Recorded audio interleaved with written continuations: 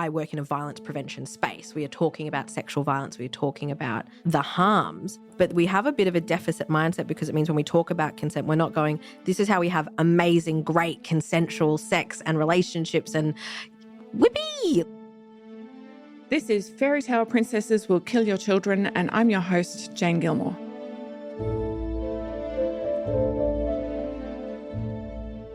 First, I would like to acknowledge the traditional custodians of the land on which we're recording, the Wurundjeri people, and recognise that words alone are not enough to close the gap caused by invasion and colonisation. I ask you to join me in action as well as words in acknowledging this by doing things like giving to Aboriginal legal services, or if you can't do that, reading, listening, or watching art, analysis and research produced by Aboriginal and Torres Strait Islander people. This podcast is a series of 6 episodes loosely based on my book, Fairy Tale Princesses Will Kill Your Children. You don't need to read the book to listen to the podcast, although, of course, I would be thrilled if you did buy the book. If you're in Australia, I'd love it if you could buy it directly from my website, janegilmore.com, links in the show notes, because that helps me keep the lights on, but you can also get it at any online bookseller. For the book, I rewrote from a feminist perspective 5 traditional fairy tales: Snow White, Cinderella, Sleeping Beauty, The Little Mermaid, and Beauty and the Beast. This episode is about Sleeping Beauty and consent, and with me to help me unpack those ideas is the wonderful Lauren French. Lauren, can you tell us a bit about yourself? I would love to. So my name's Lauren French. My pronouns are she, her. I'm a proud Kurrajari woman who lives in Naarm but grew up on Larrakia country.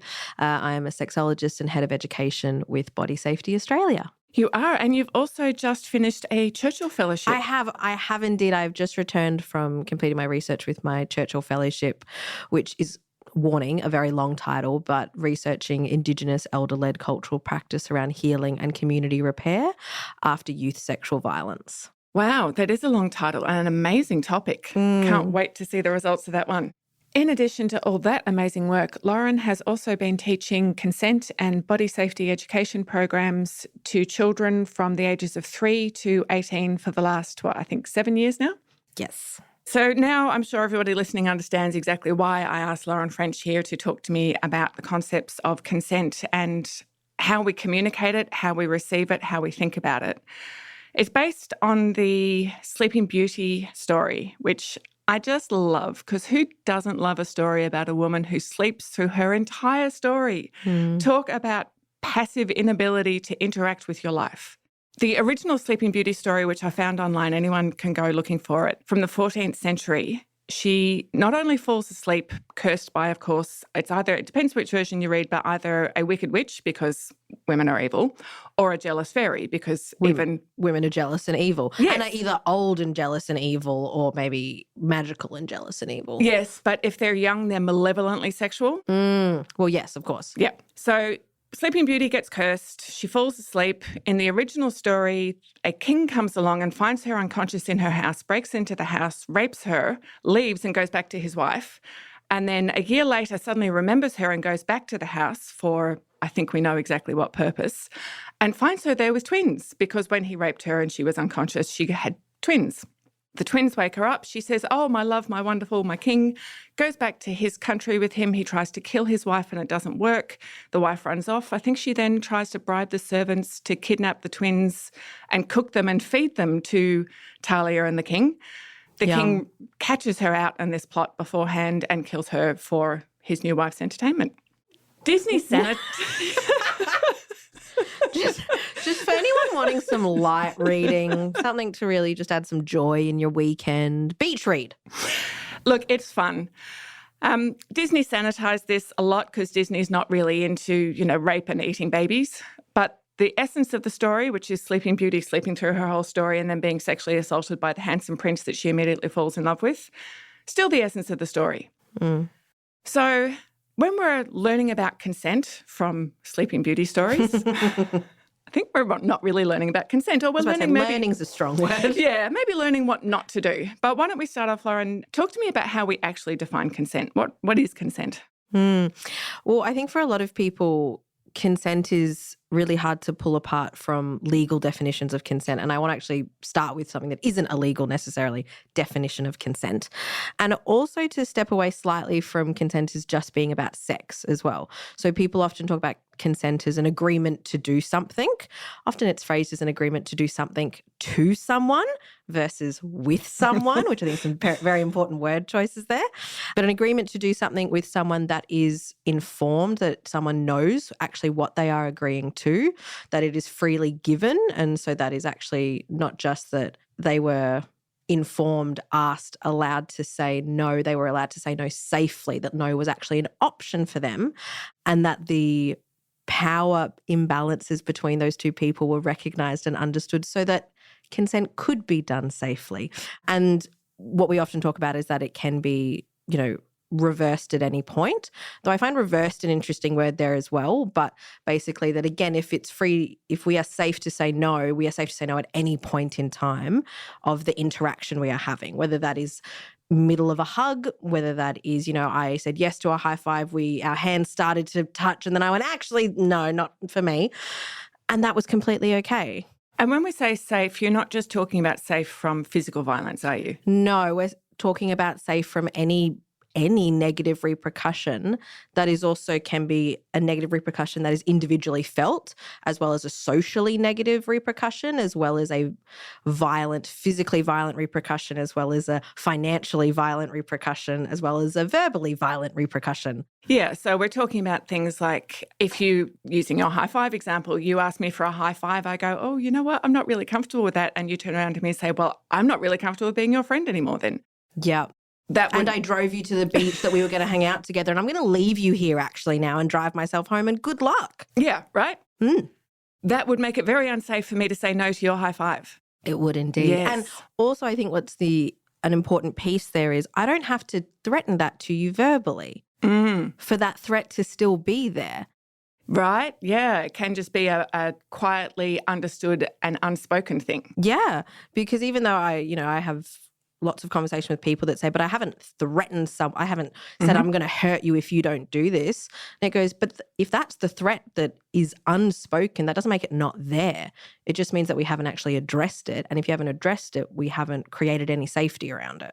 Yeah, exactly. So it's a thing I know that we talk about a lot with kids in school, where they'll be talking about consent in terms of yes and no. And if you can get a yes, then you've got consent. Yeah, it's again that getting word, isn't it? It's as if it's a bargain to be found. And I think what is missed in that conversation is the understanding of the power that individuals within that situation hold, and the fact that every relationship, every conversation between people, there is a power imbalance. And power imbalance is not inherently evil or negative or, wicked witch cackle. But they can be. And if they're not addressed, then the person who is often in the position of power, holding more power against another person, is sometimes unaware of how that power is affecting the other people around them. Which makes it an incredibly complex topic for people to navigate in what is often already a highly charged, highly emotional, very complex moment.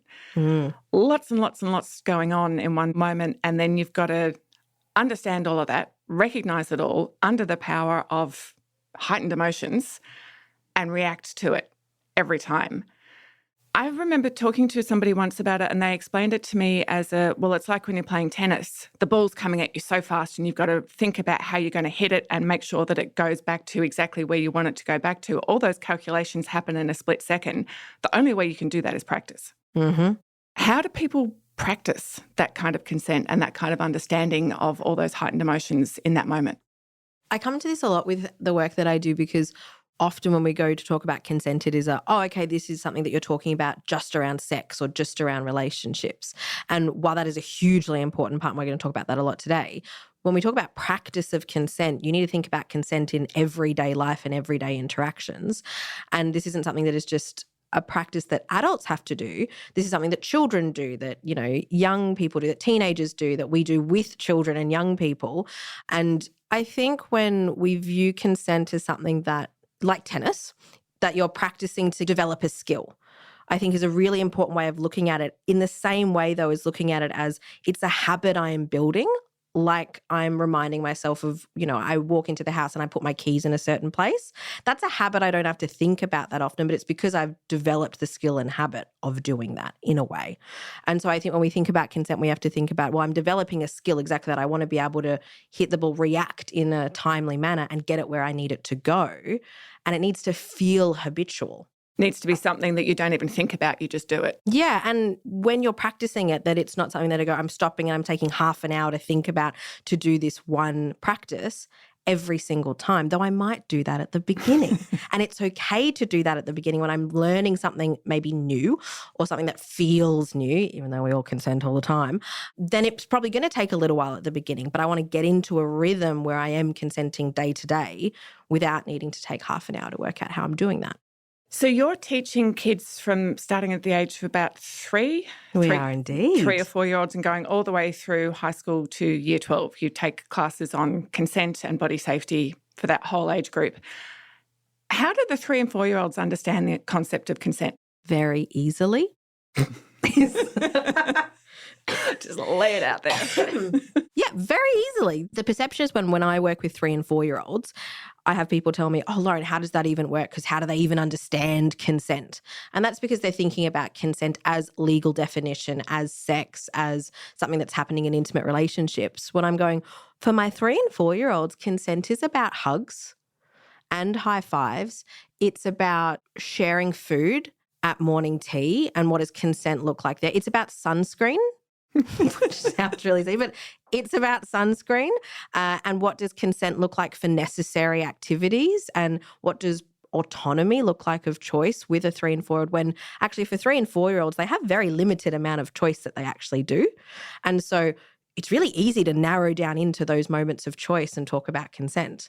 And so for 3 and 4-year-olds, it's like learning alphabet and numbers and Play-Doh and, building blocks. It is a foundational skill they are learning, but it is easy for them to learn. Yeah, that's really interesting because I have vivid memories, too vivid, of trying to convince my 4-year-old to put shoes on before we left the house. Mm-hmm. He did not consent to putting shoes on. It was 42 degrees outside and he had to absolutely put his shoes on or he would burn his feet. This conversation from memory took about 20 minutes. And quick. Yeah, at one point, look, yes. At one point, I thought it was possible we were just not going to be able to leave the house because he was just not going to put his shoes on. And I remember him saying to me over and over again, you can't make me do this, you can't make me do this. And thinking to myself, yeah, you might be right about that. But I had to make him do it. So how do you understand, if you're a parent or if you're a teacher or if you're an early childhood educator, how do you understand that conflict between a 4-year-old in a 42-degree day has to wear shoes or they're going to burn their feet and also has to have some kind of autonomy over his own body? It's something that comes up all the time. This comes up when we talk about any what I will call a necessary touch or a necessary action, because some things are necessary. As you said, that child has to put on shoes to go outside. It's like in winter in Melbourne. You have to put a coat on to go outside because that's actually about your health. It's about your safety. It's about, in a way, protection of your body. And when we talk about consent with necessary actions and touch, it sounds very counterintuitive, but you're actually not asking the child particularly consenting to the action. You are explaining why something is necessary to that person and giving them a choice. The choice is not putting on the shoes. The choice you give them is what shoes they can put on. But explaining shoes need to go on because the ground is going to be so hot it might burn your feet. Would you like to wear your red runners or would you like to wear your green sandals? Those are your options. Yeah, look, if only I'd had you by my side all those years ago. But and this is where I think people, particularly with children, where we think that it's a complex idea, it's how adults interact with young people with consent. I have parents tell me all the time that their child's favourite word is no. And so how can consent ever happen because they say no all the time? And I go, yeah, that's really fair. But then I challenge them by saying, well, how often do your children say no to something they are not then forced to do? Because yes, if your child is saying no to brushing teeth, having a shower, going to bed, going to school, putting the shoes on, those are all necessary things. And so what is that child learning about the word no? or about this idea of consent? And when are you actually giving children opportunities to say no and you can respect it? Yeah. Being able to explain to them about understanding where they can get what they want and where they can't get what they want, which is also learning about consent. Yeah. And yeah, exactly. Boundaries, respecting people and understanding context a little bit, as well as kind of power, understanding that for children, their adults are in positions of power. That does mean that they're going to be making some choices for them, and explaining the context of the why. And if you're asking someone a yes or no question, inherently that means they're allowed to say no. If they're not allowed to say no, why have we worded it as a yes or no question? Yeah. Which, look, parenting 4-year-olds is always tricky. Oh, it sounds terrifying. I'm honestly unsure of how anyone does it on a 24-hour basis. So, of course. But everything we're doing with a 4-year-old is getting them ready to understand how to interact with the world when they're 14 and when they're 24 and when they're 54. All of that starts when they're 4. And so understanding those concepts of there are some times when I cannot say no. Or the shoe example, if I really insist that I'm not putting shoes on, then I have to stay home because we can't leave the house without them. That's the consequence for it. That the same thing happens when you're 54. I really don't want to go to work anymore, but the consequence for that is, well, you can't eat anymore. So, pick and choose. It's a slightly big consequence, yes. And also a call out for people, this is not a judgment of space, because this is huge intergenerational shifts. Often we as adults have not been taught this, because we did not learn this as young people. Our elders were not necessarily able to model this to us because it was not something that they learned, or they learnt Sleeping Beauty kind of ideas, and what they're teaching us is maybe not what we want to be doing. So yeah, well, I was at a Catholic high school, so we were actually taught by nuns. There was a couple of nuns left, and we were taught to keep our knees together and our skirts long and our socks up and our eyes down and our mouths shut. All of those things did not work very well on me, as you probably know. But my brain is caught on the socks up. Yeah, socks down was slutty. Because all that ankle and calf, right? Of course. I mean, I get it, but who knows what it might make the boys do. Again, make. Yeah.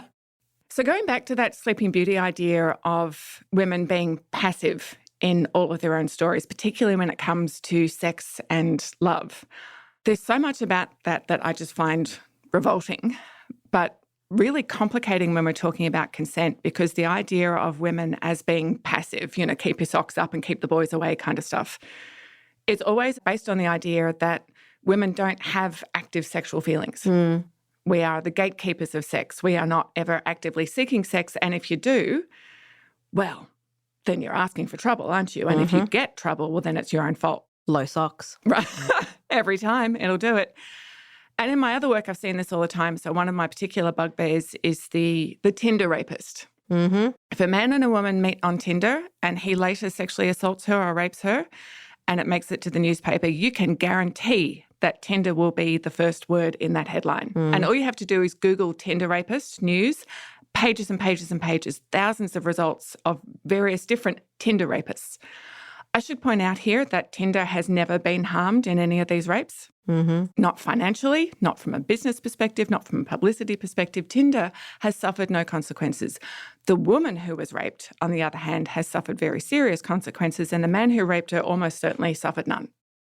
But it's all based on this idea that if women are on Tinder, they're actively looking for either a relationship or possibly just sex. So it's implicit victim blaming.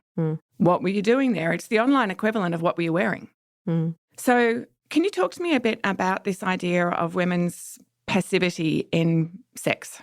I think there's a piece here around socially the fact that we are very uncomfortable talking about women's sexual pleasure or women's sexual arousal, desire, interest at all. And I see this often even from like a sexuality education perspective of when we're teaching around like something as biological as puberty, and that it's all very accepting and okay to talk about things like wet dreams and ejaculation and masturbation for male bodies and people with penises, versus if you want to talk about that exact same conversation about vulvas, everyone gets very uncomfortable because, again, it's coming into this idea that, well, those bodies, of course, are going to have those feelings, desires and ideas, but not this body, not this person, not this idea.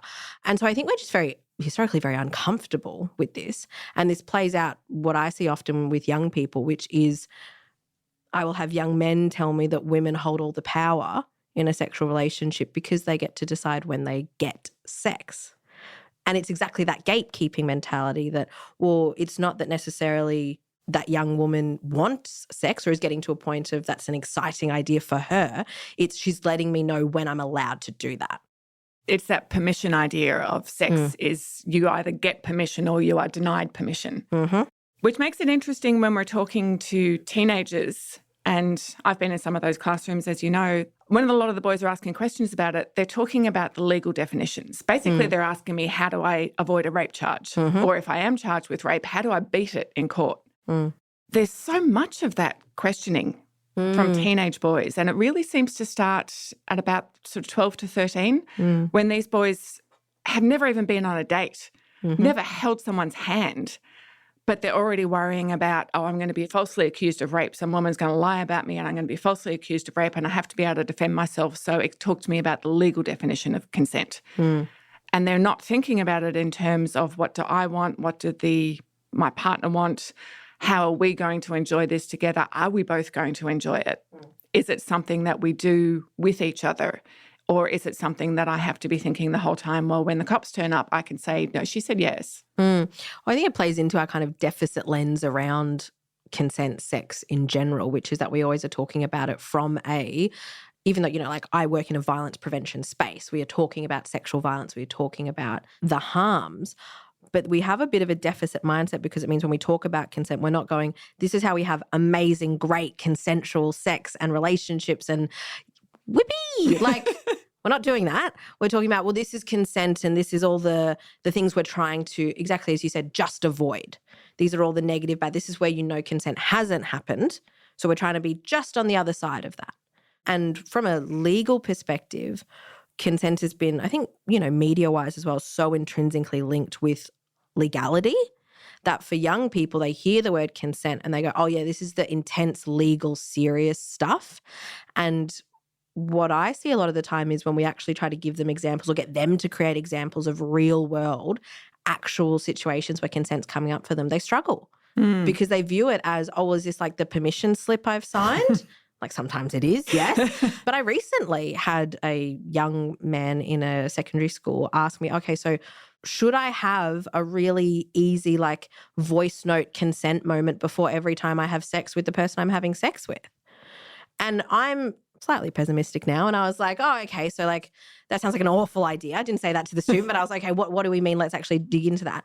And where it was actually coming from for this particular student was going, well, like I don't want her to have to worry. I don't want me to have to. I want to have a sexual experience that is fun and feels safe and everyone's comfortable.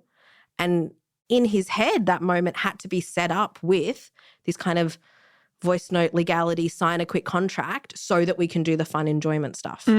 Yeah, I think it's one of the unintended consequences of the attempts at law reform to do something about the decriminalisation of rape. And by that, I mean less than 2% of rapists in Australia ever face conviction.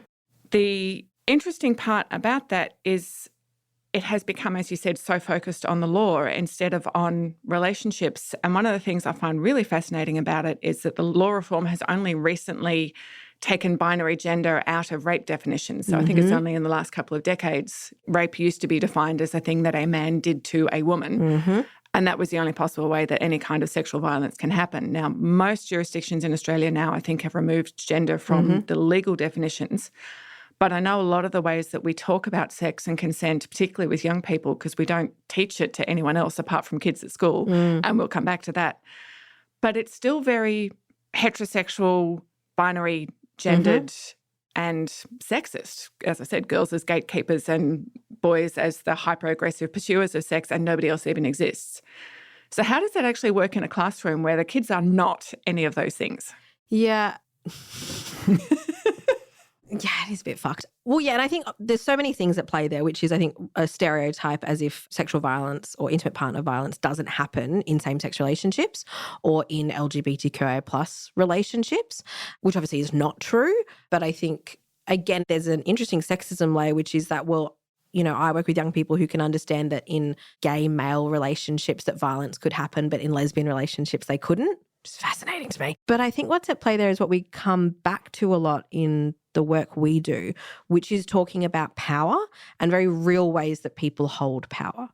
And for a lot of people in the classroom, they fall into, at the beginning, very heteronormative binary ways of doing that, which is, in a relationship, the boy has the power and the girl has less of the power. And so then when we go, okay, what happens, when it's outside of that binary, let's actually really talk about power in real examples. They struggle with it at first, and then we give them little prompts and they get there, which is something as simple as, well, if you are in a same-sex relationship and one person is out to their family and the other is not, who holds power? If one person is out to the school community and one is not, who holds power? If one has experienced family rejection and one has not, who holds a percentage of power there? If one is straight passing and one is not, who holds power? Like, there's so many examples that are affecting their actual life, their, everyday moment, that they don't talk about very often. Exactly. And this is one of the things that has always puzzled me about parents that get nervous or angry or afraid of their children learning about LGBTQIA plus relationships as part of their sexuality education at school, on the basis that, but my kid is straight, is firstly, you don't know that. And secondly, so what? Because your kid has to interact with the world for the rest of their life. Hopefully they will be part of the world, and part of the world is not straight. Part of the world is not cisgender, and being part of that world, you have to interact with those people. You have to form relationships with them. You have to work with people. You have to play tennis with people. You have to do all kinds of things with other people, and not having any understanding of their world or their life or their experiences makes that really hard. So I know how the parents sometimes react. Some parents are obviously really, really supportive of having their kids learn this stuff. Some are afraid and resistant, but what's your experience in classrooms? How do, say, high school kids react to learning more about sexuality and gender that's not necessarily theirs? I think young people are incredible parrots at times. And so it can be so obvious when I'm in a classroom, and I have young people who are parroting their adults and who are coming from this space of, but I'm straight, so this doesn't affect me at all.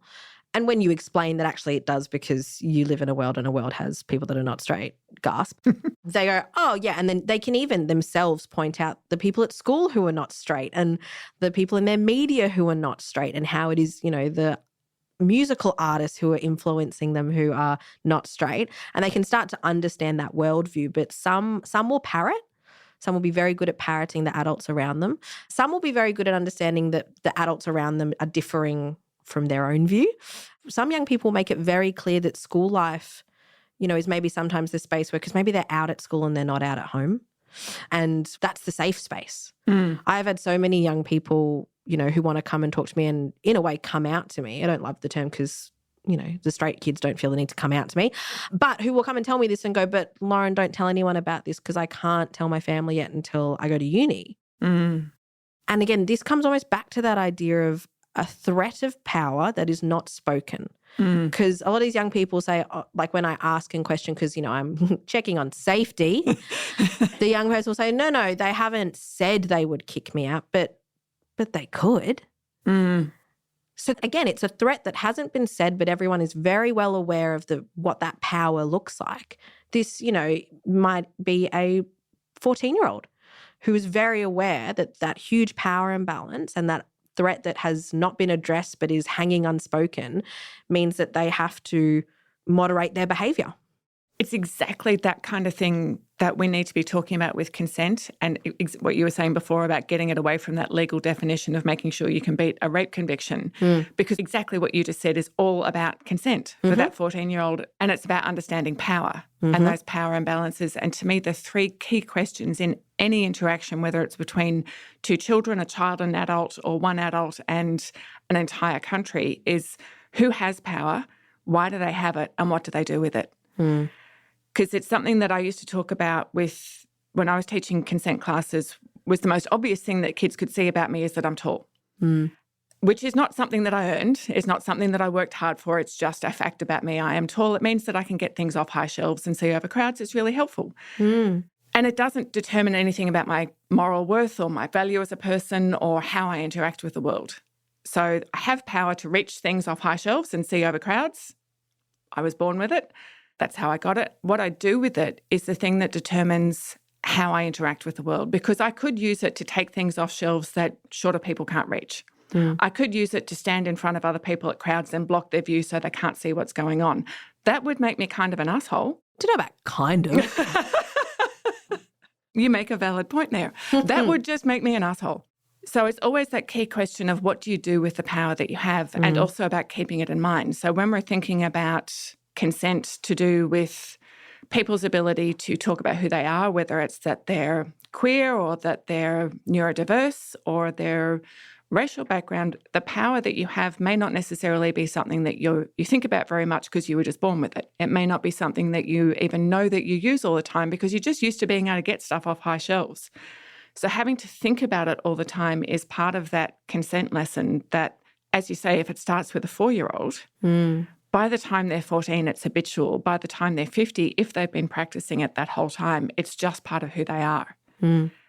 How much of those lessons that I know you're involved in teaching do you think are getting through? Because it's been going for years now and you've been doing this for a long time now. Are you seeing results as children are getting older when they've been learning those lessons from those really young ages? Can you see it in the 12 and 13-year-olds that started those lessons when they were 6?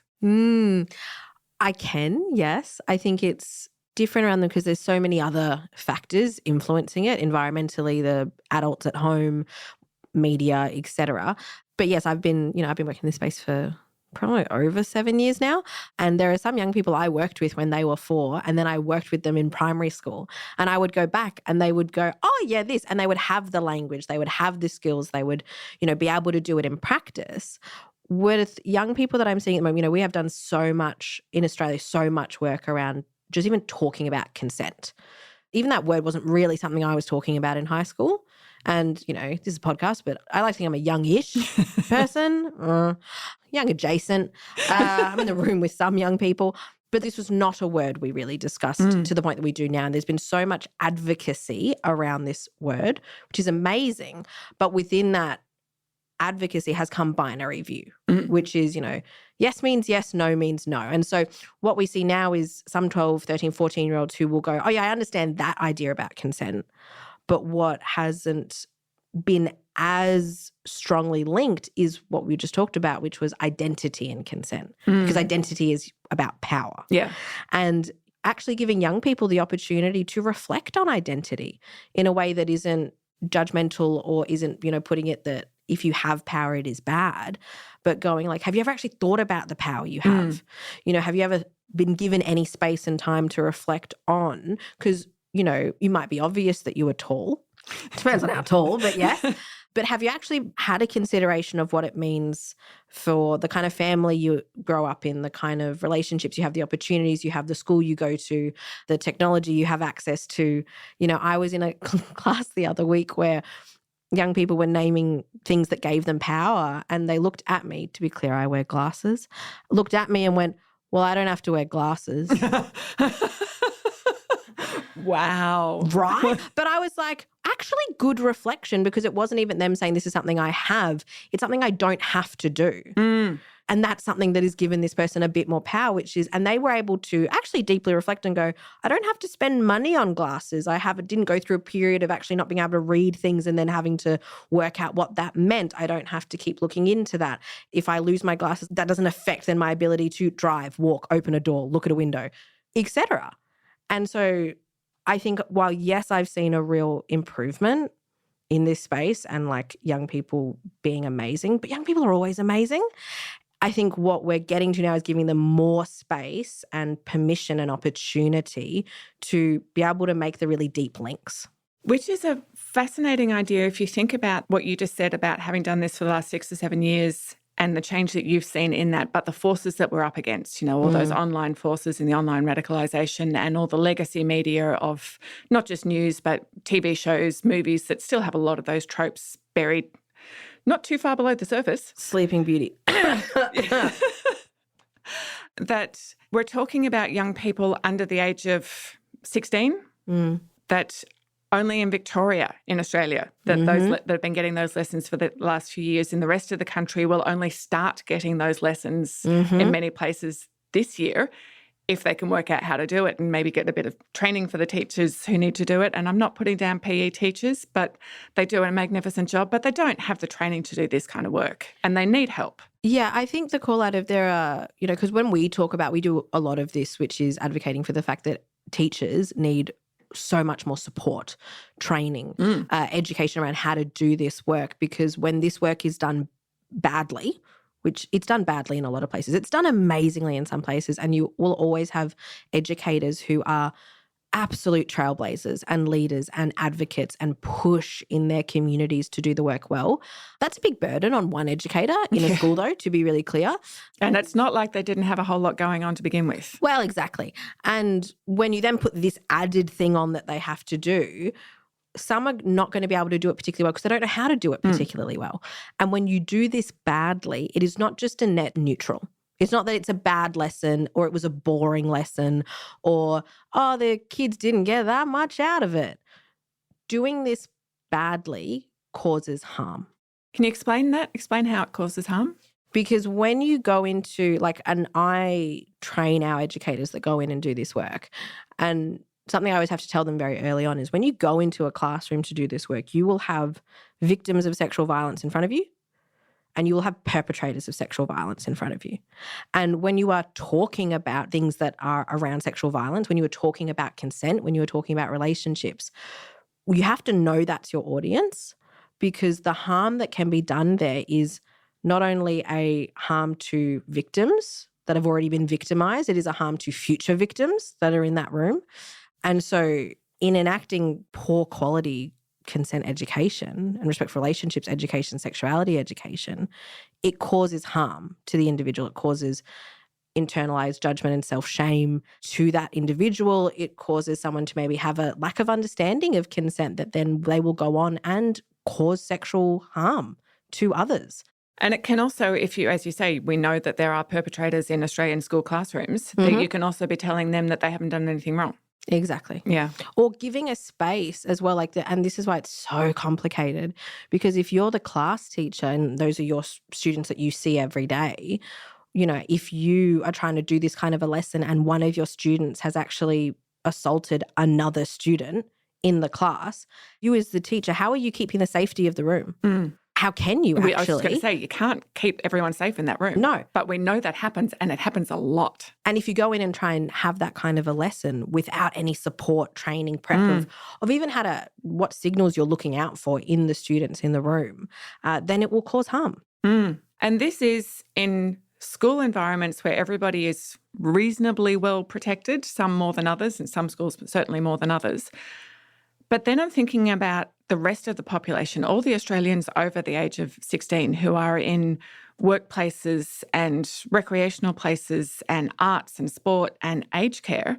None of those people, none of those adults got any consent education. We just expect, oh, well, you're an adult. You can work this shit out, right? You can just understand this. And again, when you look at the data, and I'm a little bit obsessive because I've just been writing it all up. Anybody who's interested, who wants all this data, it's on my Substack.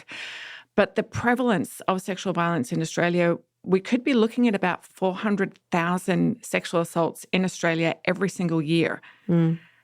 Almost all of them unreported, at least half of them from the data that I've been able to find of women, about 200,000 sexual assaults committed by men against women where those women never ever tell anyone. Not just that they don't report to police or they only tell their best friend. I'm talking about 200,000 women in Australia who don't tell anyone that they've been sexually assaulted by a man, which to me is just gut-wrenching because those women live through their entire lives carrying that.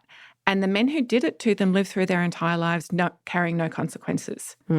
So all of those adults are out there interacting with each other, interacting with children, carrying those lessons forward. And nobody seems to think that we need to do anything about teaching consent to adults. There's this huge concentration on teaching it in schools, and I understand the infrastructure is already there and it's just logistically easier.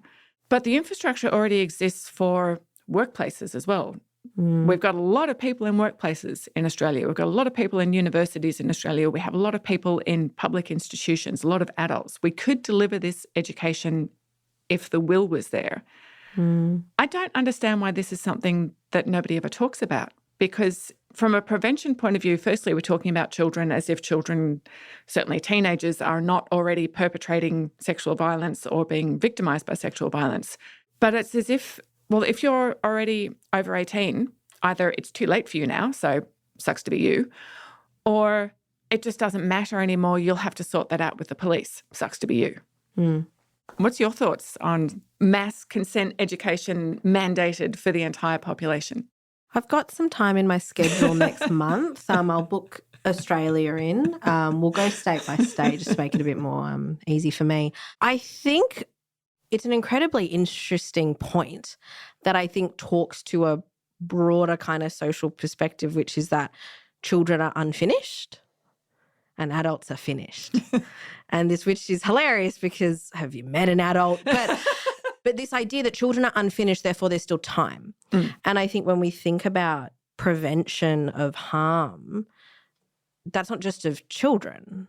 And so often, the work we do is around whole community approaches to education, and that involves adult education. Because in a way, if you empower young people, if you educate young people, if you give them supports and you tell them the supports are the adults around them, but the adults around them actually have no idea how to help support or what consent is, then that's not particularly helpful for that young person or the adults around them. And so I think it plays into this idea, which is that, the children aren't done yet. The recipe's still baking. We can put some things in and woo, new cake, versus the adults, the cake's already done and we just got to work it out, give it its best. And then I also think it's because, unfortunately, there's a misconception around consent, which is that if you're just a good person, you'll get it. He was such a great guy. And if you're a good person, and actually we only know the people around us are only good people, then we all just get it. It should be intrinsic. And I think that's, again, a broader kind of conversation around ideas generally, which is that adults shouldn't need to know how to be in a relationship because that's just something adults do. Or adults shouldn't need to know how to have good sex because that's just something adults do, which is really not true. Really? Isn't it? No? Yeah, because again, this idea that adults actually are still people who are learning and developing skills, that skills are not just set. But I think those are two things that are playing out, that young people aren't done, adults are done. And also if adults are good people, then they should just be able to do this. And if adults are bad people, then they should just go to jail because that's how it works. Yeah, that absolutely is not at all how it works, Lauren, but you know that. So it makes for a really interesting perspective from somebody doing the kind of work you do where you, as you said, you are teaching the adults because you're teaching the village to help them raise the children.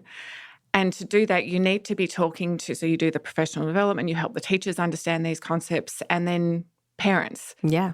And I've been in some of those parent workshops that you and your colleagues have delivered, and they're amazing. But I also know, looking at the size of the classes that you teach and then the number of parents that turn up, it's about 10 to 15%, I would say. Yeah, it depends on the cohort and the area you're with. But I would say the past few years, we're talking about this recently, where attendance across the board has dropped around parents and community.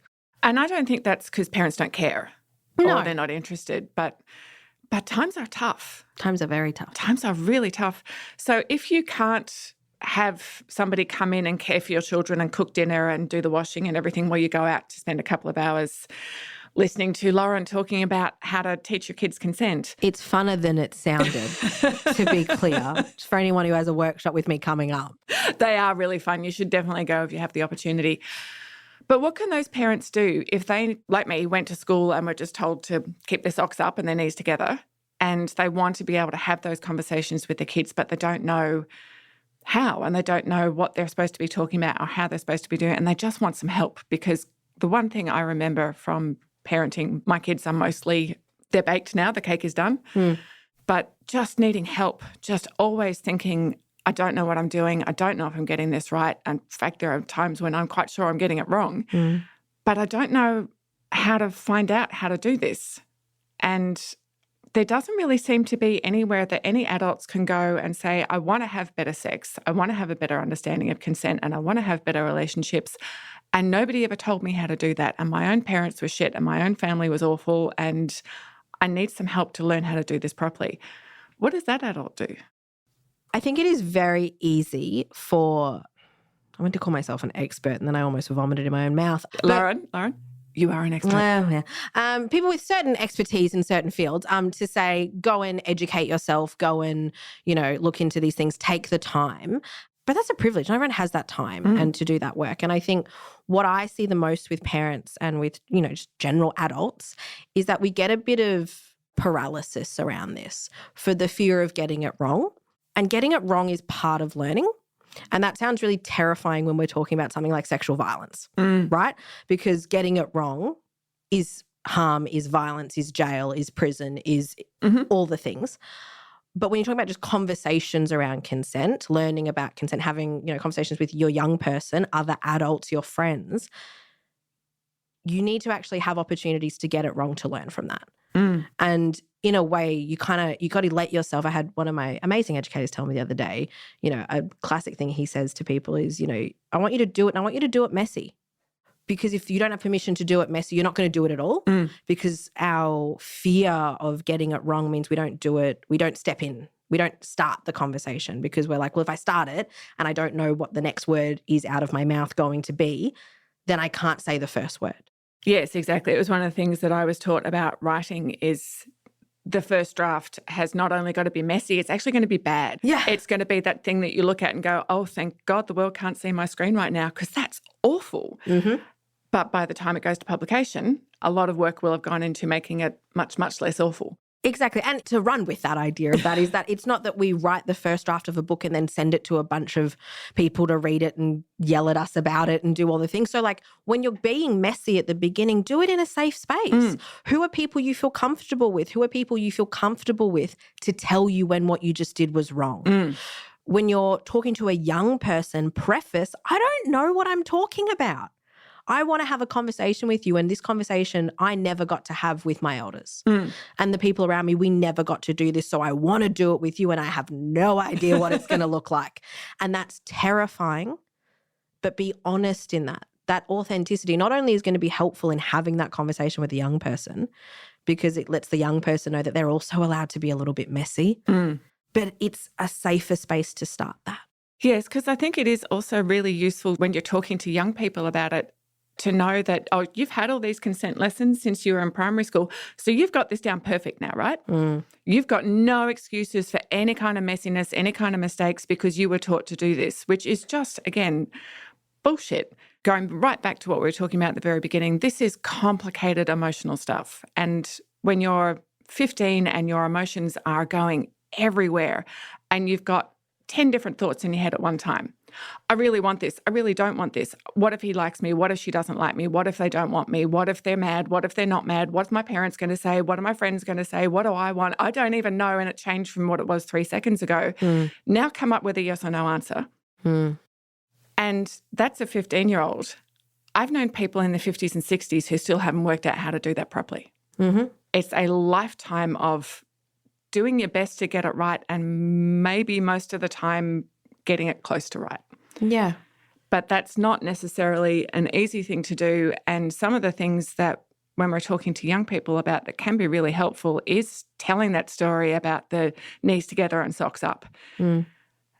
I've got a friend who was at a very different school where they were putting condoms on zucchinis. Zucchinis specifically? A zucchini, I shit you not, yeah. Take that, banana.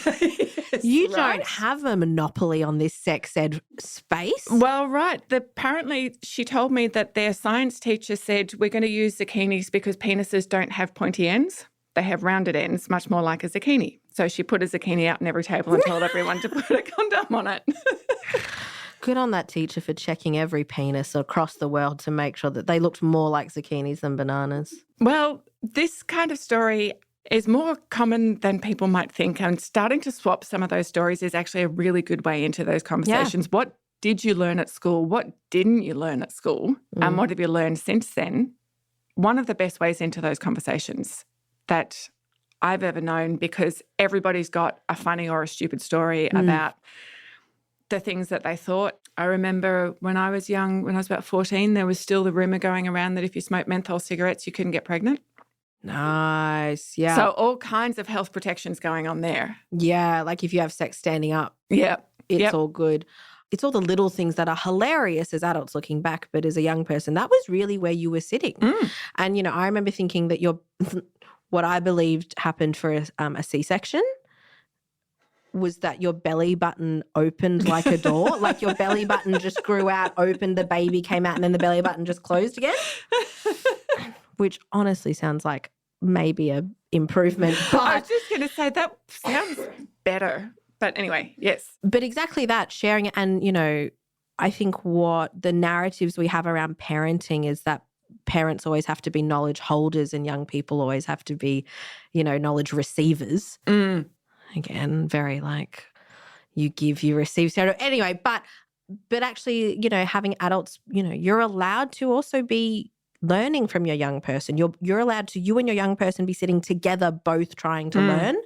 And it's not that one person has to be sitting in a space of expert, because you're learning together and it's going to be messy. Yes, and that it's never an age that you reach where you're done. No one's done. To be clear, no one is cake. No one is cake. It's like when I work with communities and parents and they talk about their parents. So then we're talking about grandparents, we're talking about great-grandparents, we're talking about the wider village, and they go, oh, they can't learn this. I'm like, do you know what they've learnt in their life? If my nana can learn what Facebook is. Yeah, I kind of wish mine hadn't, but never mind. Also fair. Yeah. But Nana can learn this. Of course, everyone can learn this when we have a perception that you are done with learning. All that does is mean we have placed an entire group of people, a generation of people, into a box. So if you're done, you're finished, and there's nothing that can be done for you. So all the harm that you do. Or all the harm that's done to you. Is actually just, well, too bad, so sad, you were done, cake's finished. That is a really, really cheery note to end on. So before we end, talk to me about what gives you hope. I have multiple different moments in my week that gives me hope from so many different people, whether it is the 4-year-old who in the second moment of meeting me is coming up going, Lauren, am I allowed to have a hug? Can I have a hug? And because they've just learnt how to ask for that. And they have this, you know, this whole moment where I can see them asking other children for hugs and then asking teachers for hugs and then asking a toy for a hug. And, you know, but I'm watching them practice that skill in real time and that they have a safe space to practice that skill. That gives me hope. The parent who stays back after a long workshop late at night, in a school night probably as well, to have a conversation with me because they're scared of getting it wrong and they want to know how to do it well, that gives me hope, because that is showing me an adult that is aware of the fact that they are not done and still learning and that they want to be learning. The amount of adults who disclose the violence that they have experienced that have never told anyone else that, but tell me that, is a heavy thing for me to carry, yet it gives me hope because it tells me, well, I'm not the only person doing this work. There are so many other people who do this work. I stand on the shoulders of giants in this space, and we have all been able to open up a little bit of space of hope for someone else to not actually have to, as you said, carry that for their entire life on their own. And so those moments give me hope. Thanks again to Lauren French, Head of Education at Body Safety Australia. That was episode 3. Don't forget, if you want to buy the Fairy Tale Princesses Will Kill Your Children book, you can get it direct from my website if you're in Australia, or from your preferred online bookseller anywhere else.